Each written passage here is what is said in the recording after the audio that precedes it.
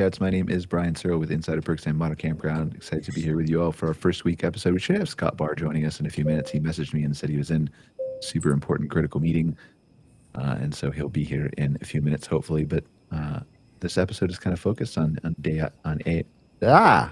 I stopped being able to talk all of a sudden. Data and analytics and all that kind of interesting stuff that we have going on here in our industry. Lots of stuff is changing rapidly. We were talking about before the show. But I'm excited to welcome all of our recurring guests back here. We have Eleonore from RVDA of Canada, Phil from RVDA of the United States, Rafael from Blue Water. Simon is one of our special guests. Well, we have two Simons now. That's going to be really confusing. I'm just going to say Simon and do like two N's at the end of your name, Simon Neal. And then that'll be you'll know I'm talking to you. And then we have Declan all the way from Australia, from Roomsday.io. Welcome, Declan. Appreciate you guys all being here. Let's go around the room and just briefly introduce ourselves. Let's start with Eleonore, our recurring guest. Yeah, well, good morning. I'm Eleonore Hamm, president of the RV Dealers Association of Canada. We represent the Canadian RV dealers that sell inventory to the campground industry. Awesome. Thanks for being here, Eleonore. Phil, you want to go next? Hi, I'm Phil Ingrassia. I'm Eleanor's counterpart in the United States, president of the RV Dealers Association US. We represent motorhome travel trailer dealers as well. Awesome. Thanks for being here, Phil. Let's go with Simon Neal next. Hi, I'm Simon, the founder of Camp Map. We're a digital platform that helps outdoor hospitality improve marketing and guest experience with premium digital maps that integrate with your booking, app, website, everything. All right, let's go with Rafael next. But Rafael, before you introduce yourself, I have a question for you. If you were playing Simon Says, how would you do it with two Simons? I do whatever Simon Neal tells me, and the other Simon looks pretty smart too. So I'll follow both of their leads. All right, cool. Please introduce yourself. Sorry. Yeah, Rafael, Correa, President CFO here at Blue Water. We are an RV platform. We own RV resorts, but we also third-party manage. We're the largest third-party manager of RV resorts in the country. And we also have a sister company called Great Outdoor Cottages that we build park model RVs. So I've got a world in the RVIA, RVDA, and outdoor hospitality industry. We're vertically integrated. Love to be part of all of it. Nice. I don't think I knew about the cottages thing. Is that new? You didn't know about the cottages thing? Maybe I just am old. I forget what I had for breakfast yesterday, but I don't think I did. Yeah, we've been in the business for about 3 years. We built them out of Georgetown, Delaware, and we build a pretty nice premium product that the name's getting out there slowly but surely. Very cool. Well, congratulations, 3 years later. Let's go to our special guest, Simon, not N. Yeah, hey, my name is Simon Stockner. I own Kispiox River Lodge here in northwestern British Columbia, along with my sister. We co-own it together and kind of a family business. Mom and dad are just down the road, and they're kind of part of the deal here as well. And we've been here for 4 years. This lodge has been a big part of our community's history, and we're kind of new business owners, but we're loving it. And we have cabins, we have rooms, we have camping availability, and we like to put on events and community events and private retreats and such. We're only in our 4th year, so we're just kind of getting into it, but we love it, and I'm honored to be here. I'm happy to stoked to learn whatever I can and be a part of this. So yeah, thanks for having me. I'm sure we'll learn from you too. Are you on Vancouver Island? No, we're further northwest. We're about like a 13-hour drive from Vancouver north. So if you follow Highway 16, kind of as far north as it goes, that you get to a small town called Hazelton. Okay. And then we're just like half hour north of Hazelton. So that's when we go to town, we're in Hazelton, but we're in between Terrace and Smithers, if you know those towns, a little bit bigger. Yeah. My podcast producer is freaking out. Go ahead, open your mic and talk. Damn, she has a question for you, Simon. I'm sorry, I don't have a question. I was just going to ask you about Kitimat because I grew up there and nobody ever knows about it. And you started talking about north of Vancouver. So I'm really excited that you even know where Hazelton is. Absolutely. Kitimat and Terrace and Prince Rupert, that's kind of our whole little scene up here. We love the farthest north I've ever been is Squamish for the big soccer tournament that happens every year there. That's not very far. No, I am aware of that. I'm just saying, like I've been to Vancouver Island and Port Hardy up there. But on the mainland, I've only been up to Squamish. So Where is everyone here? Anyone else from BC or people kind of out east? Or I'm from based Calgary. I'm based in Ocean City, Maryland. Yeah, I'm I'm from in Calgary. Vancouver. Eleanor's in Vancouver, and then Phil is in. Where are you at, Phil? I'm in Fairfax, Virginia, just outside of Washington, D.C. Okay, and then We're not far from each other, Phil. Simon Neal is in Croatia, and Declan hasn't introduced himself yet, so we're just going to pretend nobody knows where Declan's from. Go ahead, Declan. Hey guys, thank you. So Declan Mimna, I am actually coming out of Ireland today, but the Roomstay.io was founded in Australia. So Roomstay is essentially a conversion checkout platform. So everything from you think of the word conversion, right from acquisition to website through to checkout, take the payment and then exit into the PMS. So that's our layer, which is conversion focused, but yeah, coming out of Ireland today. We're in Ireland. I was just there in September. Not just there, I guess, but a few months ago. I'm right on the border, actually, County Tyrone, so just right on the north of the border, but I could walk across into the south of the border, so I'm very much we went to Finlock in Northern Ireland, which is right on the border on the west side, like a nice glamping resort there. Yeah. And then we wrapped around and did the whole like top north by the Giant's Causeway, and then we went down through Belfast and took some of the Black Taxi tour and stuff like that. So nice. Yeah, I actually went to Finlock during the summer. Yeah, it's a lovely glamping resort. Yeah, it's really cool. Yeah, it's beautiful. I didn't have time to enjoy it as much as I did. Did you go to the restaurant though? Yeah, unreal, unbelievable. Yeah, it was delicious food. Sorry, guys, we're back to the show now. Okay, so typically how we start off this conversation, like I have an interesting thing I want to talk about Gen Z today for data. I know hopefully Scott will join us. He'll bring some data points up too. And we typically toss this to our recurring guests, Phil, Eleanor, Simon, Neal, Rafael. Scott's there. Look, Scott, welcome. Introduce yourself. You just snuck in on me, man. Well, I tried to, but I was just lurking backstage for several minutes. That's a podcast. I was a lurker. So, Scott Bahr, Karen Consulting Group, do market research, and great to be here. I don't know if I need to say anything else yet. No problem. I tend to ramble on, so I'm going to try to monitor myself. Well, yeah, you also get 2 bonus hours to talk to the world later today, so that these other guys don't have. But so to my recurring guests, so Phil, Eleanor, Scott, Rafael, and Simon Neal, is there anything you guys think we should be talking about that we need to bring up that we haven't talked about since our last time together?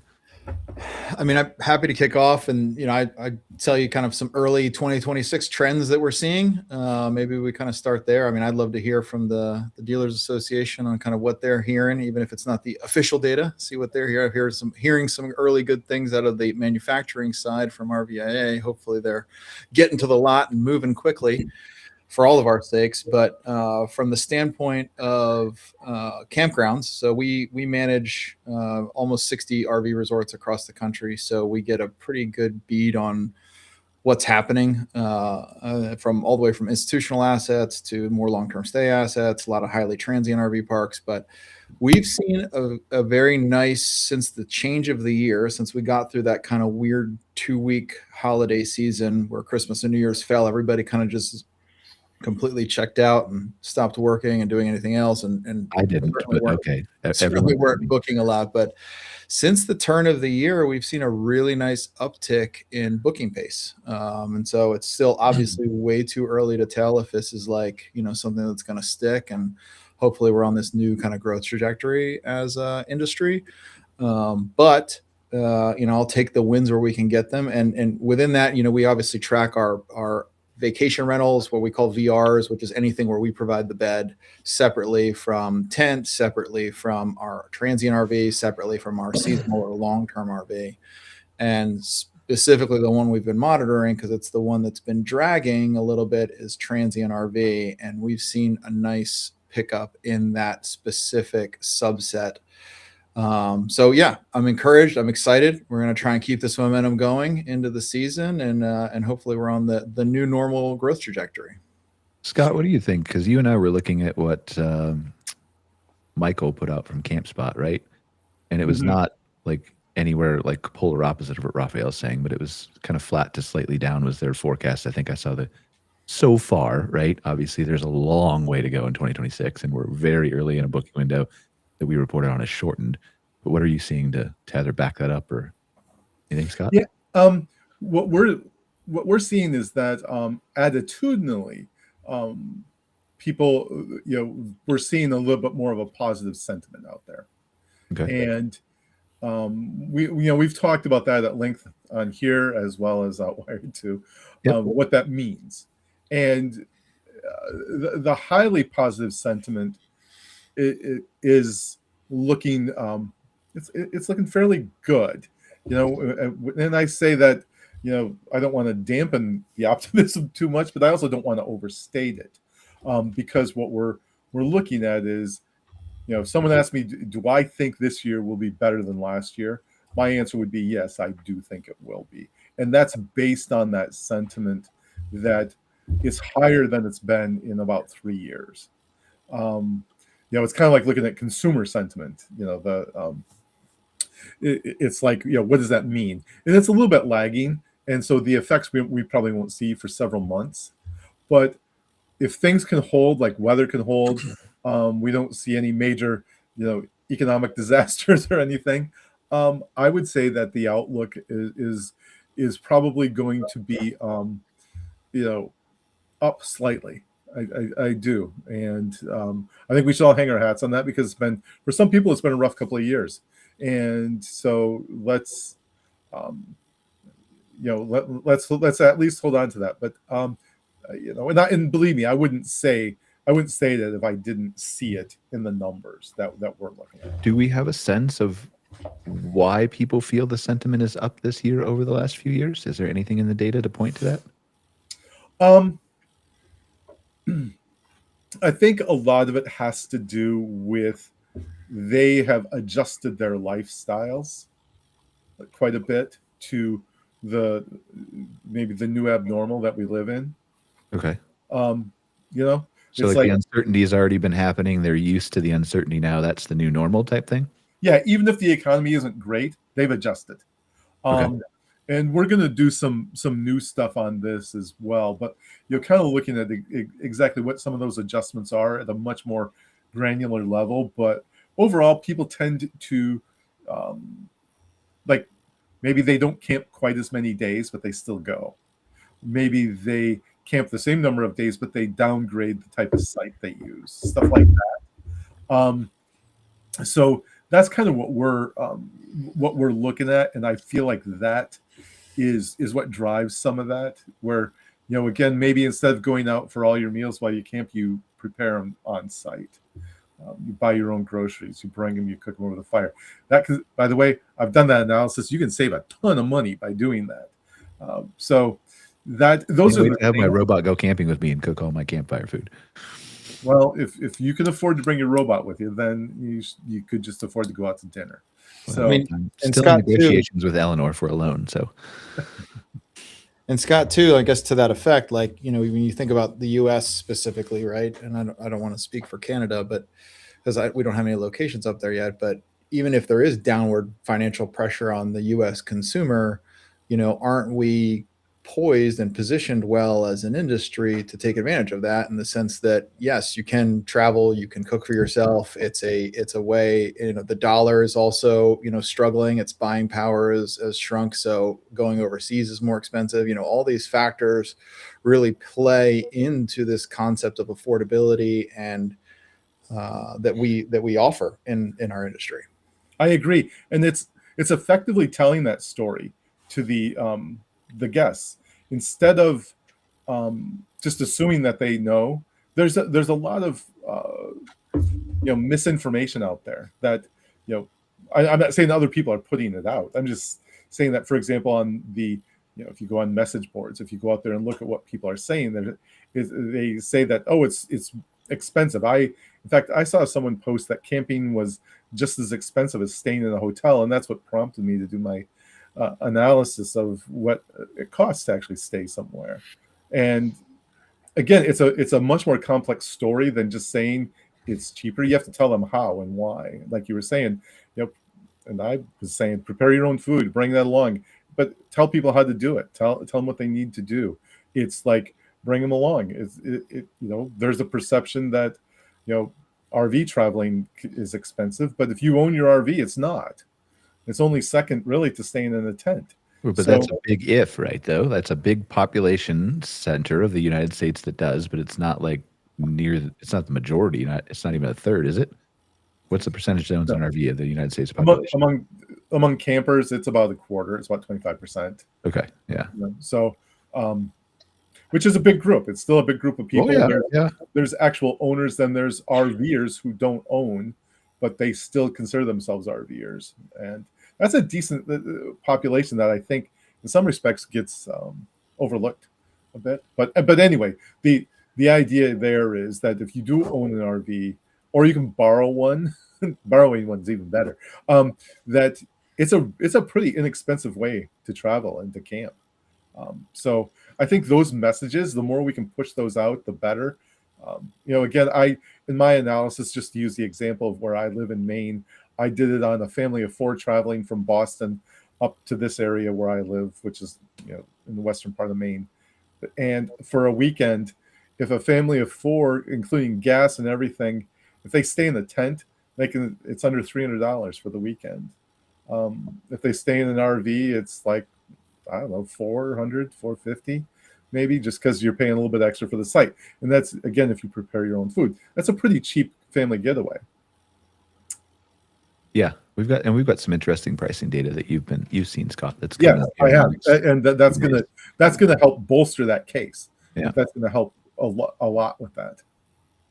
What else we got? Brian, if I could jump in real quick, just on the affordability issue that Scott was bringing up. Eleanor and I had a chance last month to go down to the Florida RV Super Show, which is one of the largest consumer RV shows in the U.S. And I would say that one of the things that I came away with from that event was that manufacturers and dealers are really stressing affordability of units. There's a lot of new entry-level lightweight towables out there that are extremely affordable now for a big chunk of the camping audience.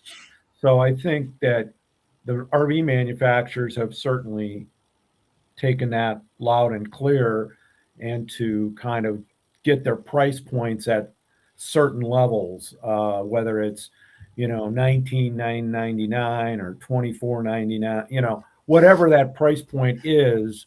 I think we saw a lot of that at Super Show and at other retail shows across the country this year.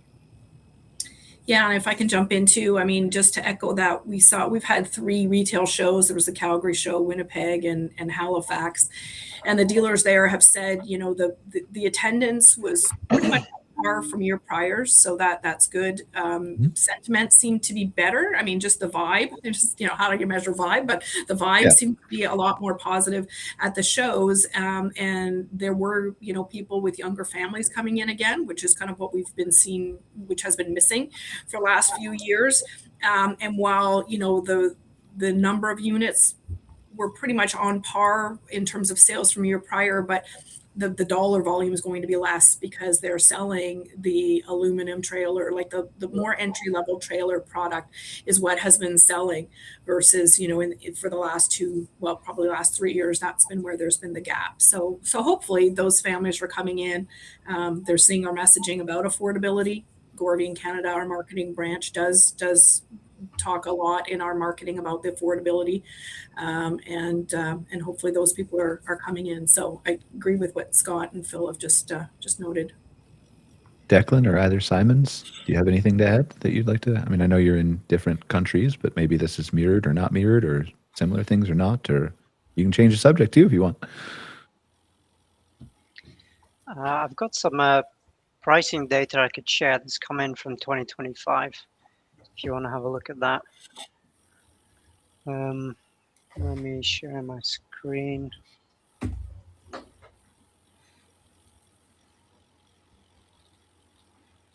You'll have to let his screen in, Jessica. Oops. Yeah, it should be hover over the people. Okay, it's coming up.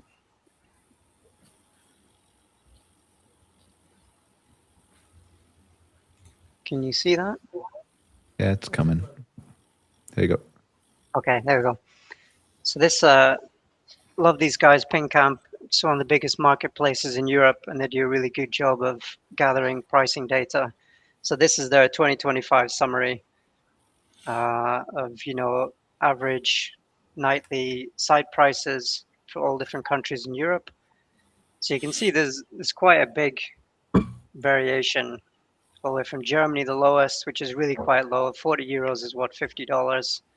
And you're going up to the highest, which is Italy and Croatia, which is like 70, 75, $80, with the average of 52. So nice to see the difference. And basically this is driven, by weather, essentially. The warmer and nicer the weather with the close to the coast, you're going to get a higher price. So that's map distribution. Again, shows you kind of Northern Europe. It's pretty similar. Then you get to Southern Europe, hot weather, everything goes up. But this is quite interesting, is the change in price over time. So the average growth year on year is around 6%. But then you see some countries stayed the same, UK, Sweden, France up a little bit, but then countries like Spain, massive jump, 9% up.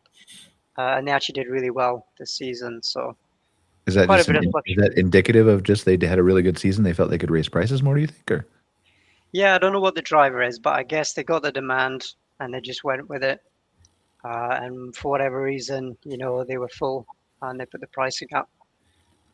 But generally, 4 to 6% year-on-year growth, steady the last couple of years.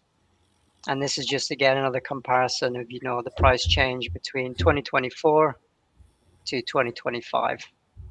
So again, the hot countries in the south on the top, growing a little bit, and everybody else is kind of lagging behind. But I think this, I don't know how that compares directly to the US sort of pricing for a site night. And again, these sites are mixed tent RV. It doesn't really matter what you have, you're going to pay the same amount for it. I don't know, Scott, is there any data out there on this yet for 2025? Nope, not yet. Okay. The just a thought on that. Rafael mentioned earlier the US dollar weakening. I mean, if you're looking at GBP or AUD or NZD, that hasn't happened in a long time, the US dollar weakening. Now, we were talking about numbers in the US. Obviously, we're ANZ and we're in high season, so it's make hay when the sun shines in the summer season, so down under. But the reality is, whenever you see a softening US dollar, what we would see is a lot of slippage into that US market. And so therefore, like when you're talking about a very high level, when is the moment to raise prices for the US? Well, if the GBP, major markets, GBP, Euro, and AUD for inbound markets have increased in value, is that a moment where the US prices can increase? Because that is the travel moment. And so that's historically, I'm going back to my days of Expedia, the moment that we see a weak US dollar, we see a lot of outbound out of every country. And so you have a moment right now where it's actually gone weak. So that's a thought. Well, that'll be interesting to see how that impacts, because Scott, we've done some, we don't need to rehash it now, but we've done some discussions about international travel to the U.S., both from Canada and from overseas. It would be interesting to see, like, basically what you're saying, Declan, and I think you're right, is that if the U.S. dollar continues to weaken or stays in its weakened state, that there's a potential that some of that could come back. What do you think, Scott? If it does, I feel like it will lag for a while. I don't think it will come back right away. Even with the World Cup this year? Well, that's a one-time event, right? Like, people are for sure coming for the World Cup. Well, yeah, my argument is that the weak dollar plus the World Cup is gonna, and we know all the real soccer fans are in Europe, right? Yeah, be careful though. There's no soccer fans. There's football fans. Football fans, yes. Yeah. But they put the ticket price up by 700%, which is like, really, yeah, for the mid-level games in the finals, and it's absolutely insane. I don't know why anybody would do that, but that could be a real mixing the pot a bit. I feel like people would mortgage their oldest child to go see their team play. Yeah, they would, if that's still enough. Anything you want to add, Simon Stockner? Yeah, not too much. This is a little bit over my head, all this data, and so it's over my head. So don't worry about it, man. I'm loving it. It's all good. I'm interested. Well, I'm asking all the other people for comments. I don't know what they're talking about either. So we'll be together. We'll hang out. What are you noticing trends wise in British Columbia? Anything like that's changed year over year for you, or? Interesting. Yeah. I mean, to be totally honest, I mean, I'm not, I do plenty of camping myself, but my style of camping is a little bit more like load up the truck and drive down the road until you can't drive anymore. So I'm not really in tune with like the campsite scene necessarily, but I would probably agree that, yeah, I mean, things are getting more expensive the way the world is going, right? I mean, and yeah, I mean, I'm again interested to learn more about this, but that I can see how that's for sure a thing. I mean, things are just getting so expensive and yeah. Well, talk to us a little bit about your outlook at the lodge for 2026. What are you looking forward to, planning? Yeah, we're looking at getting into one exciting thing that I'm working on is we were approached by an agency called Little Travel Europe, and they're a booking agency in Europe, and they work with our clients and connecting them with, they use the word like genuine outdoor experiences and lodges and campsites and such. And they approached us, and they're pretty happy with us so far. We've just only started working together, so it's pretty fresh, but we're pretty excited to kind of, I guess, break into a European market and hopefully have some Europeans stay with us and see how that goes. So yeah, that's something in the works that is maybe relatable here. But, yeah. What's the closest? Tell us a little bit about your place. I guess we don't really know anything.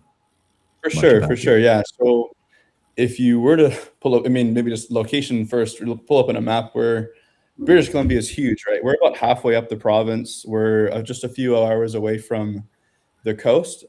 Prince Rupert is the nearest like port city.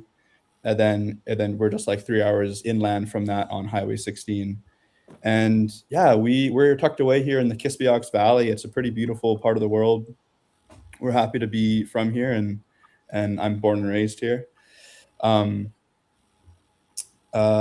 Yeah, we as a lodge, we focus a lot on accommodations. So we have cabins for rent, and we also have rooms here in the lodge. And something we're trying to get a little more into is like private group retreats. We've done a few of those, and they work great to have like 20 or so people here stay at the lodge, and we could have dinners all provided for them. Sure. We could have like a music night one night. We could go rafting the next day. We could have a really nice kind of all-inclusive experience with a group of like 15 to 20 people. We also love supporting other local businesses though. So we might send them to a farm, or we might send them down to check out the First Nations totem poles. Yeah, that's us right there. Yeah, I pulled you up. I couldn't share you on the main screen because I have two computers over here, but yeah. What's the closest airport to you? The closest airport is Smithers, which is about an hour away. And then Terrace is about 2 hours away. So I'd have to, where can I connect from Calgary to get there? You know? You know what? I just took a plane recently from Calgary to Terrace. Oh, okay. All right. I think it's Coast Mountain Air that does that. But otherwise, it might be cheaper even to go like WestJet or whatever and go Vancouver and then up. Well, I try to avoid WestJet whenever I can. So I keep getting taller. They keep shrinking the size of the seat. So,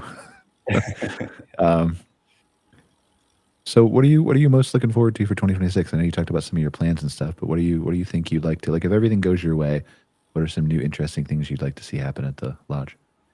Yeah, I would like to. So I have a background in rafting. I have one of my past jobs that I was thrilled with, and I kind of went, and then we took over the business. But I was a raft guide, and we worked with a company, a little organization here called Youth on Water, and it takes kids out on the river, and we teach them rafting skills and safety on the river, and which is a very important skills to have around our area because we have plenty of amazing, beautiful rivers here, which are dangerous, but if you know how to be on them, you can have a lot of fun and be very much empowered by the outdoors in that sense. So it's a free program. We take kids out, and teach them all the skills they need to know to be safe on the river. And that was an awesome time in my life, and I'd love to apply those skills to this lodge. And so whether that means offering like day trips to couples, or like take out a family for a day float, or even maybe I could put on my own like kids camp, river camp type of thing.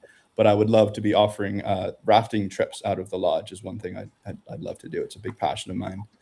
And there's a ton of data we have on that, Scott, too, right? Like those not just the rafting, but the skills and the knowledge and the enhancements, and the experience is too much of a generic word, but really helps drive more people there, right? Absolutely. And, building on, what Simon was just saying, it's like, I just spoke with someone yesterday here locally. He has a small little park of yurts, and he operates year round. And he's a fly fishing guide and an artist. And he's built, but he kept saying community in the whole conversation. That's all he talked about, was community, building the community. And he's using the fly fishing as the inroads with a lot. He said he's been amazed at how many parents bring their kids there because they want them to spend more time outdoors, which is something we can talk about more when we talk about the Gen Z stuff.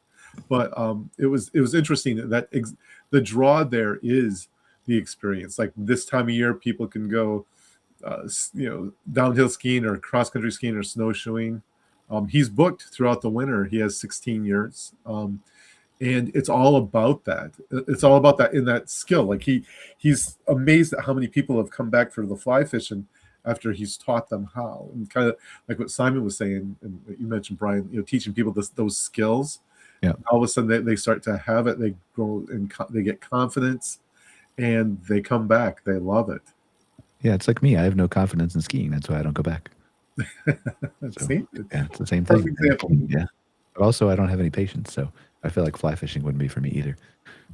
It's the same reason I don't golf, but I can play basketball and football.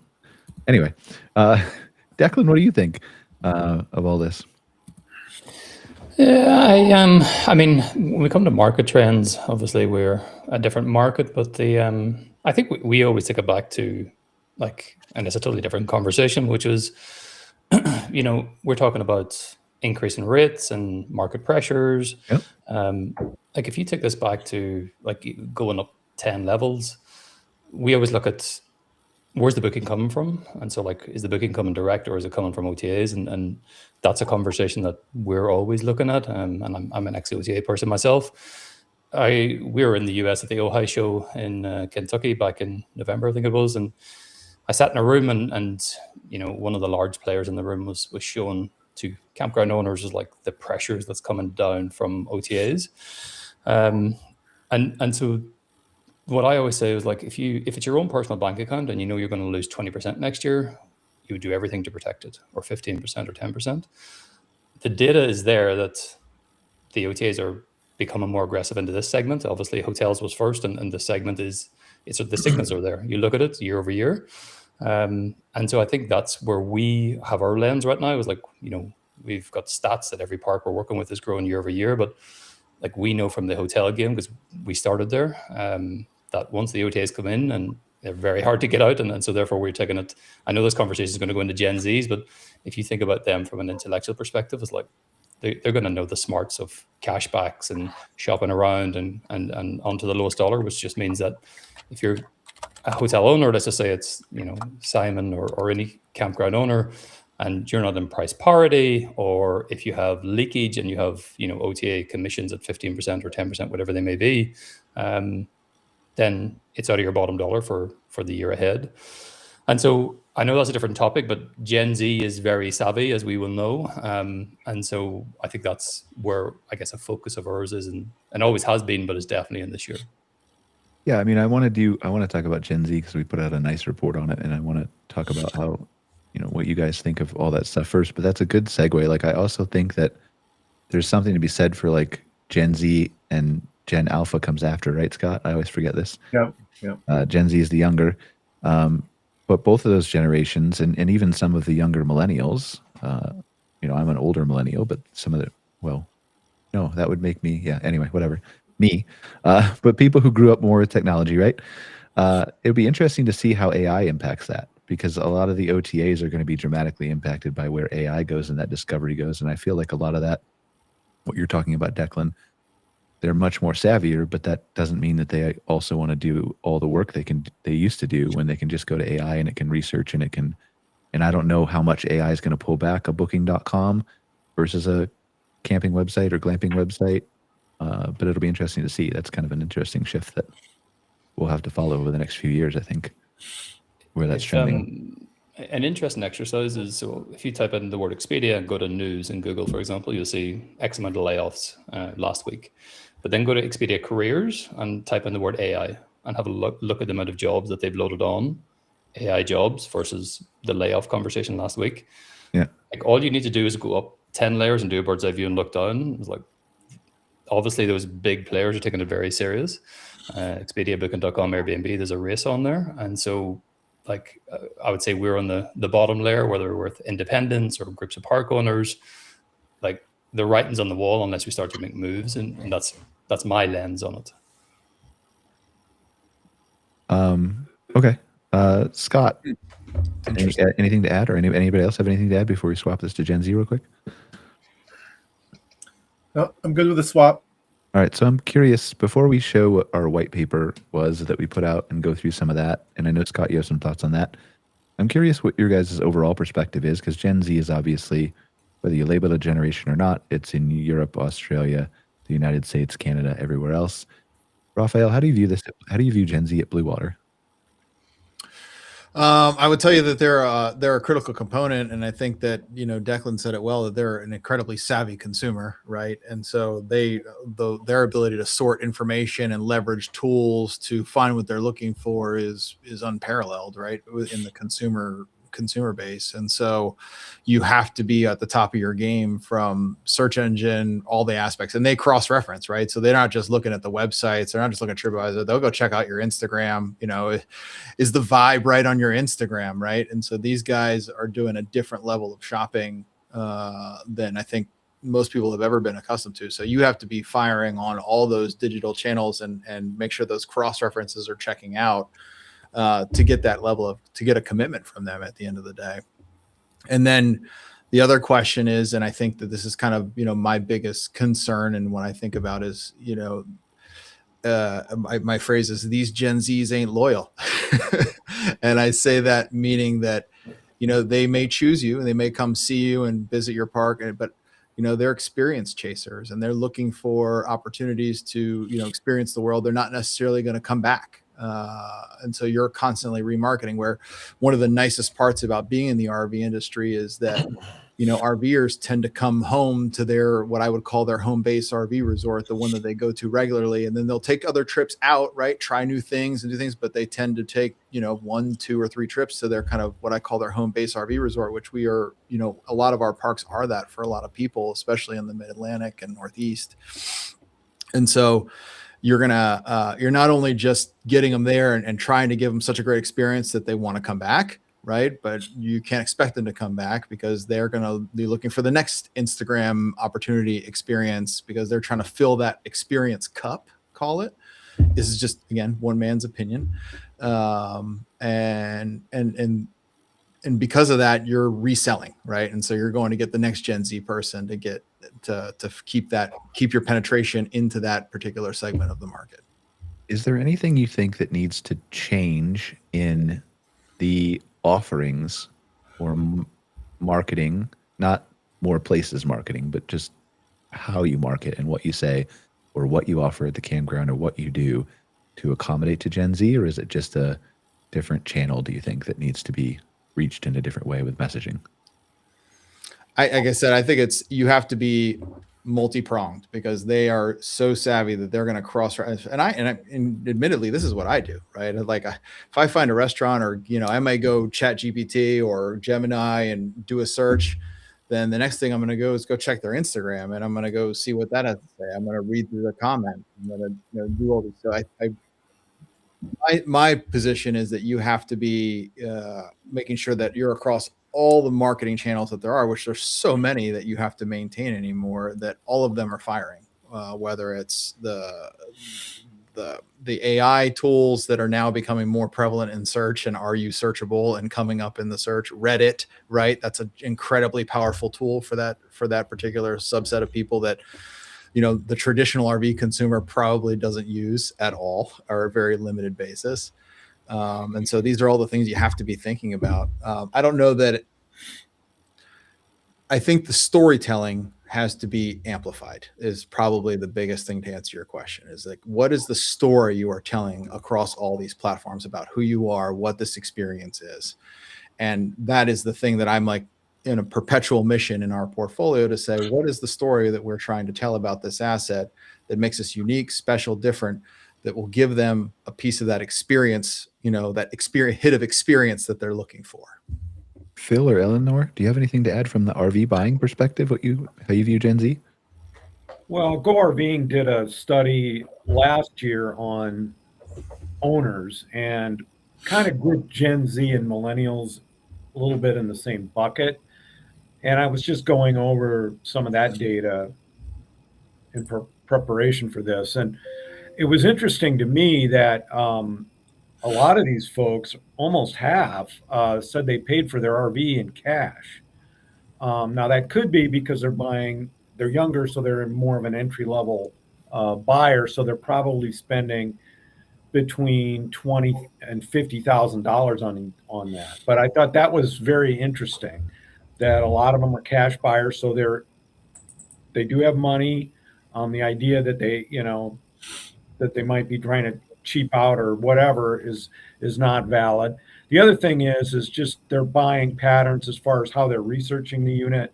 They're still going to dealerships, but they're doing a lot of YouTube, other social media research before they'll even enter the dealership. So I think that goes to the thing that we've been trying to get across to dealers for a long time, is they need to be more of a consultant versus a hardcore, if I say this, do this, type of sales approach. And I think that dealers who take that consultative approach with these buyers, and I don't care if it's a young person or older person, are going to be more successful in that. But some definite differences between the buying path, I guess, that the younger folks go through than maybe the average age of an RV buyer right now is about 49. So those younger people just take a different approach to buying for sure. Yeah, I mean, our average age, I think, was about 44, but same thing. It's they're, by the time the younger buyer goes to the dealership, I think they pretty much know what they want, right? They've researched, they've looked at, influencers to see what they're doing, and done most of the research online, right? So they're pretty savvy. So it's no longer just, the features and benefit sales that the dealerships are doing and showing everything there. That's, I would say, the biggest difference between, sort of a more, I'm just going to say older RVer, but, whatever the appropriate term is. But people like us, Eleonore. Yeah, someone who's not in that younger demographic. Declan, how do you guys view Gen Z in Australia or Ireland, if you want to choose that? But no, yeah, I just kidding. I go APAC. I think I kind of alluded to it earlier. It was like, we know obviously they're smart and savvy, but they also know how to stretch the dollar. So, for example, one thing we're very conscious of is stacking. I don't know how familiar everybody is on this call about that, but so, for example, if your Amex card has got an offer, and you can get $30 back on transaction. And for example, if you're able to stack with, an affiliate, so Top Cashback or Shopback or something like that, and all of a sudden you're able to get, for example, a Booking.com Genius Reward member discount or kickback, you're able to stack on your Amex, you're able to stack on top of maybe an affiliate kickback of 5% or whatever it may be, then your dollar is worth, minus 20.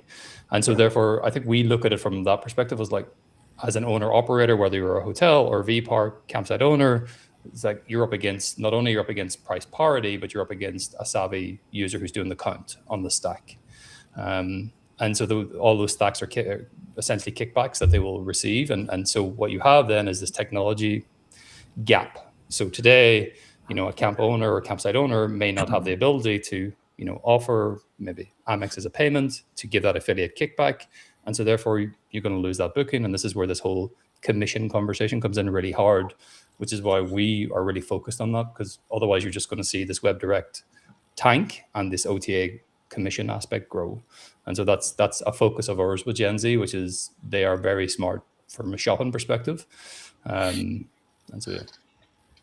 Either Simon, anything to add? Because I want to toss it to Scott here in a second, and we're going to talk about a report that we put out that's a little bit different than all this. No, I didn't think so, but just making sure. I don't know how much does Gen Z impact you, Simon Stockner, at your lodge? Like, do you think about that, or is it just is it a different type of audience than what we're talking about? Yeah, our demographic is. Yeah, our guests here are definitely older. I mean, I think we have one couple that are maybe in their teens, and they go back and forth from Alaska, and they go down to or something like that, just up and down, and we're kind of on the route. And they found us one year, and they come back every time they go up or down, which is cool. But otherwise, no, don't really get guests who are kind of in their 20s. It's most older than that for sure.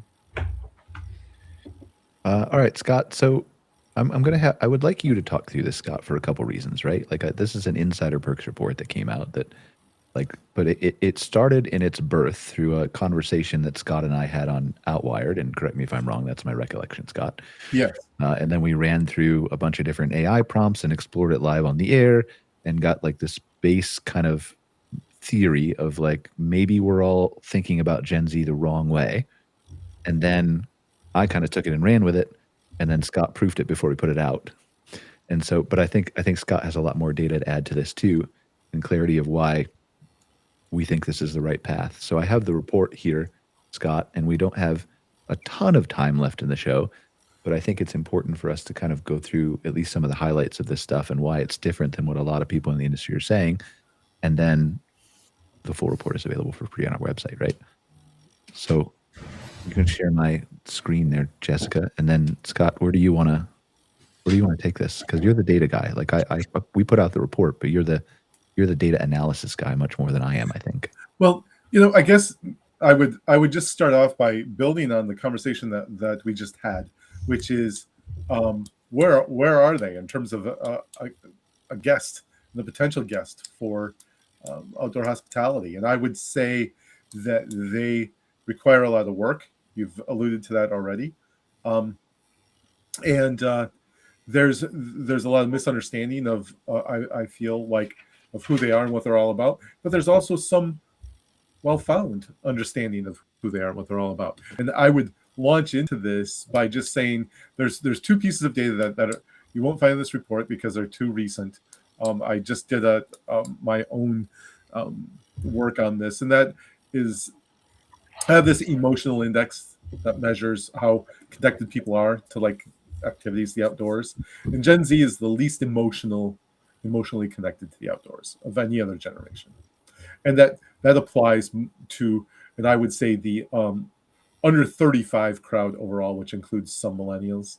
And that's one of the things that we'll talk about a little bit too, hopefully, and the other is that they are the most risk averse generation. And that has been talked about a lot already here. With the just in-depth research that they do, the overthinking it of everything they do. They are the least likely to take a spontaneous trip or to make a spontaneous purchase. They're the least likely to just jump in the vehicle and go on a weekend trip. So I say that like it's all gloom and doom, but it really isn't. It's just who they are. It's how they've been raised and where they are in their development. It's very different. They do use a lot of sources. The fact that they rely on influencers a lot, I find worrisome, but whatever. That's my perspective. Anyway, that's kind of this group being at risk. This attrition rate in the outdoors, and this is all about what And this number, to be clear, like we did a white paper on this for Insider Brooks. This number comes from your research in the KOA camping report last year, right? Yeah. So this is a a number from our research. It's been pretty much verified in a couple other follow-on efforts as well. So it's a very high at-risk group, and that goes into that whole idea that they're not as attached emotionally to the outdoors. And it really are these psychological barriers that's mentioned here. It's like why is that? Part of it is that they've grown up fairly isolated. The outdoors can be a scary place. They don't have the skill set. I have some of it here for you if you want to. Okay. We don't have time to go through the whole white paper, so this is just a landing page on my website. But yeah, and you can keep scrolling through it too if you want, so people can see what's on there, and I'll talk to some of the points. There isn't a lack of interest in being in the outdoors. It's the barriers that are put up by themselves and also by us, making a lot of assumptions about who they are and what they want and what they'll do. And it's a group that needs a little bit more nurturing. They need a little bit more. They need to be challenged, I think, a little bit more. They are not, as this says here. It's like they're not going to be attracted necessarily to your amenities, but it's like, what do you do? What's your environment? What's the vibe of your place? To understand that they are not a big social group either. They are, as the industry calls them, they tend to be solo social. They travel. They're more likely to travel solo, but then socialize when they get to a location with their friends and family. But the idea is they want. They don't have the skill set. We did this in our research, and you can see it here as well. 79% wish they had more outdoor skills, and this is fulfilled by work that we've done that asked their level of comfort and expertise in doing basic camping skills, like building a campfire, cooking over a campfire, knowing what to bring, how to stay warm, how to keep away from bugs, all those things. They don't have it. And Phil, this is one of the things we talked about this out in Arizona a little bit last year too, is the idea that RVing can be intimidating to them because they don't know how to operate them, they don't know how to park them, and they're very intimidated by the idea of owning an RV. So the skill set, I see it as a huge opportunity. By the way, I think this is an area that I think where and Simon talked about the rafting thing and teaching the skills, of being on the river and stuff. That's huge. That's part of your success right there. It's like you're bringing them in for that. The other thing is, and how that relates is confidence. Building confidence. These things that you see, a lot of these stats that you see up here are, represent a lack of confidence in something that they're not comfortable with. So, again, when you look at competence terror, boredom, it's the whole thing about peace and quiet is much more relevant to the older group, especially boomers, Gen X even. But for them, it's like they don't want to be that isolated. They still want to have some kind of stimulation. They look to their phones and to connectivity for that. But I think it's up to us to bring them along into other ways as well. This idea that the competence thing, and I already said too that they're risk averse because they were, as this says here, it's like they were denied that in their development. Let me read this out real quick for the people who are listening to us on the podcast. If you're listening to us on the podcast, like we're sharing our screen right now, we're just going through the Gen Z report, which is available on insiderperks.com under research for free. It's a white paper, but for competence terror, what Scott is talking about, the industry assumes that Gen Z is lazy and doesn't want to do the work. The research actually shows they are risk averse because they were denied risk-based play. And then the boredom void is the industry assumes they want peace and quiet. The research shows that silence is physiologically distressing to them. Go ahead, Scott. Which is interesting because they're also a generation that is, supposedly focused on wellness too, right? Which the silent mind. This is, I guess, maybe I'm reflecting my own journey, but of trying to silence my mind and the busyness in my mind and deal with anxiety is very much associated with wellness and outdoors and disconnecting. And well, but I think you're saying, Rafael, is that's exactly the point. That for a lot of folks, they haven't got there to where you're at yet to realize that the outdoors is what they need. They need that. But also like it says in Dr. Gloria Mark's thing here, right? Like I think part of it is when we offer them a weekend with nothing to do, we're offering anxiety, not relaxation. But when they go to a spa, they have something to do. They have a clear purpose already. Whereas if you're just saying, here's some place to relax and go do whatever you want to do, that triggers more of an anxious. Is that right, Scott? Yeah, it's right. What's the draw? This is kind of speaking to the draw, how to draw them in. It's a bait and switch, really.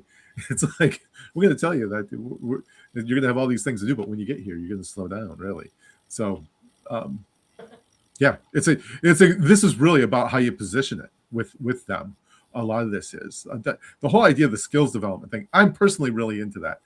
I love that topic. We'll have to talk about it more sometime. And then we have 3 and 4 barriers, right? Productivity guilt. The industry assumes they're burned out and need a break. The research shows that rest feels like failure.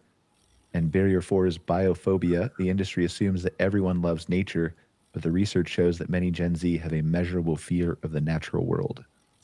And those two, the productivity thing, I mean, that's part of the culture. It's like if you're just hanging out, not doing anything, you're lazy, you're not doing it. And the biophobia stuff, we've been measuring that for a long time. It's the biggest one of the biggest barriers to participation, and part of that comes from lack of skills, confidence, and knowledge that we need to grow with this group. And for context, I know that KOA said that what percentage of the camping population is Gen Z represent? About 22%, I think. We think that's part of the long-term potential struggles for an industry that doesn't address some of this stuff, right, Scott? Yeah. Is that percentage is not growing because of some of this. Now, to be clear, like, again, just like Scott, I think we've had private conversations about this, right? But labeling something as Gen Z or Gen A or a millennial, it's really the experience they had growing up, right? Yes. Period. It's not the label of the generation. But 2, it's like, how do I feed somebody into that? Like they're not coming into camping and sticking because of this. But I guess here's the question, just to contextualize some of this information. It's like, because this is for reference, and I'm reading this off of Google, so I apologize if this is wrong, but this generation today, as we sit here today, they are age 14 to 29. Is that relatively accurate? Yes. Now, if we take the Gen Z label off of it, has this age group as a percentage of total campers not changed much, or has it changed? It grows just organically, because it's actually Gen Z adults that are in there. It's not the entire generation. So each year Gen Zs that are 18 to 29 is basically what we're talking about here in this data. Okay. No, it's helpful context too, because it almost, I almost asked the question too, is that like, do you mature into the outdoors naturally? Like it becomes something that you naturally, like, it's not your focus area. Like I even reflect on my youth, like camping was not what I was interested in when I was 18 to 29. I was more, city, life. I wanted the urban, the busy, the noise. And, as I graduated from that age, I, craved the outdoors and that experience a little bit more. Is that, or am I not thinking about this correctly? No, I think it is something that people tend to grow into. And, Brian and I talked about this extensively too, the idea of life stage. Like, where are they at in their life stage? Yeah. One is bigger than their actually their chronological age. Life stage speaks more to their mental, physical state. Do they have families, careers, all those things? Where are they? And what you're saying, Rafael, is true. It's like when someone kind of has to be more receptive to it. Where are they at in their life overall? Yeah. So what I want to be careful about is we can't count on these people like we could on previous generations. As far as like we can see today, this could completely change, right? Yep. And you tell me if Okay. I'm wrong, Scott. We can't count on them to be the next generation of campers because they grew up in a completely different environment. Like it was like when I grew up, I was climbing trees and falling out and twisting my ankle, right? And so I had more appetite for risk. I was willing to Or go you out were on just nature, terribly clumsy. It's or I was terribly clumsy, right? Whatever. TBD. But I wasn't stuck inside like many of these children are today, right? And yeah, I know we're running No, over a it's- bit, so please, if you got to leave. I appreciate it, Eleanor. Thanks for being here. Like I think that's the difference, right? Is they haven't had any exposure in many cases, not in all cases, because there are some Gen Z who are raised by people who love the outdoors and go camping, and those Gen Z are not what we're talking about in this report, right? No, yeah, and I think too, just this is fantastic information, and I think are the things that we have to continue to evolve, right? It's in my philosophy has always been evolve or die, and so this type of information is, wildly insightful and helpful. But obviously, just like any data, we have to contextualize it and see how we can make it make sense for us in this next phase. But really appreciate you and Scott taking the effort to put this together. It's powerful stuff. Sure. And I would add one thing on top of this too to keep in mind is what we've seen in our data is that the Gen Z is the generation that their first outdoor experience was much more likely to be either at a campground that has a ton of services and amenities, or and stay in like a cabin or a glamping type of structure, versus previous generations who stayed in tents, and they have never had that kind of on the ground experience, literally. And it has affected them. And what plays into that as well, I know we're over time here, but is the idea that this is a group whose first outdoor experience in many cases was not prompted because of a love of the outdoors. It was for some other reason. It could have been they were just hauled along on a family trip. They did it. They started during COVID when it was the only thing they could do, or their friends were going. But it wasn't. And we've been running this for 14 years. This question about what prompted you, and it's the first time we've ever seen the love of the outdoors and the connection to the outdoors not at the top as the reason for engaging. And that's where we got to bring them around. And it is totally fair. Like, I don't want to leave people with a negative, right? This is possible to do, and we outlined some of the solutions in the white paper. But like it's just going to take a different approach, not just a difference in marketing. Yes, that's a piece of it, but a difference in how they're like one of the best examples that Scott and I loved in the report, and we used AI for some of this, right? Like extensively to research and check our theories and stuff like that. Was the Green Lantern idea, right? Like they're talk about that, Scott. Oh yeah, the idea that in terms of socialization, that this have a green lantern where if it's on, you're open to socialization, but if it's not, you're not. You want to stay to yourself. Yeah, and signal you in. It's kind of like it's like at the Brazilian steakhouse. The green says, "Bring me the more meat." yes, exactly. There it is. All right, guys, I got to run. Thank you so much for sharing this. This has been fascinating. I'm going to take a closer look for sure. I appreciate it, Rafael. Thanks, so yeah, guys. we should like. Is there any final thoughts you have, Scott? Like I know we probably could talk about this for a while, but we could got a little bit late start. But I can talk about this at length. If anyone else wants to talk about it, just let me know. But read the report. There's a lot of great detail in there. A lot of things that we're just kind of skimming over. So please, take the time, read it. And also, and I say this in every show we do, right, Brian? As I invite people, ask questions. Ask Brian. Ask me. Ask Phil. Ask Declan. The two Simons. Ask questions. It's pause the YouTube video and watch every slide if you don't want to give me your email address. And if anyone has questions, again, let us know. If we don't have it off the top of our heads, we'll find it. We'll find you an answer. So please reach out. Yeah. All right. Let's wrap up the show then. You stop sharing this for now. Jessica, Declan, where can they find out more about roomstay.io? On roomstay.io, or to reach out and get me on LinkedIn, Declan Mimna. And what kind of people do you want to talk to, Declan? Like obviously mostly Australia or? No, Yeah, so we've got quite a lot of parks in Australia and New Zealand. We've got APAC properties, Pacific, and we've now stepped into the US in 2025. So park owners is what we're focusing on. So groups, individuals, etc. So awesome. Thanks for being here, Declan. Sorry we had so much to talk about that we didn't get to spend more time talking about Thank you. Roomstay, but definitely something worth checking out. Phil, where can they learn more about RVDA? RVDA.org. We have a list of dealers across the country and continuing education opportunities as well for folks that are interested in the fixed operations or the support part of RV travel and the RV business. Simon Neal from Camp Map. Sorry we didn't get to talk to you too much, buddy. No, it's we all had right. so much data to go over this week. It was great. Really interesting stuff in that report. Yeah, find me on LinkedIn or campmap.com. All our contact details there and lots of information. Thanks for being here, Simon. Simon Stockner, where can they find out more about your lodge and how to come stay with you? Yeah, well, we're Kispiox River Lodge. I put the name in my little title spot there, so you can see the spelling of Kispiox and KispioxRiverLodge.ca. We're on Facebook. We're on Instagram. Yeah, online. Awesome. Thanks for being here, Simon. Appreciate it. And last but not least, Scott Bahr. CaringConsultingGroup.com. There's a lot of resources on there. Go to mine or Brian's website. There's lots of reports on both of them.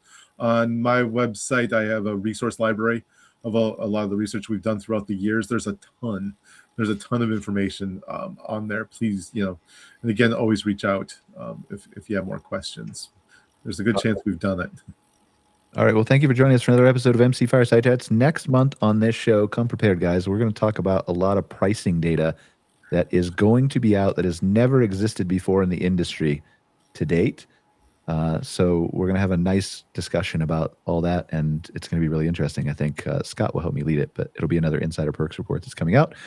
If you're not tired of hearing of me and Scott, we will be available on Outwired in 52.5 minutes from now, live, talking about AI trends, stuff like that, and some interesting data too that Scott's going to bring to the table.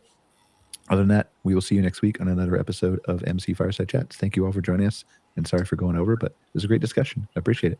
Thanks. Thank you. Bye. Bye-bye. Thank you. Yeah.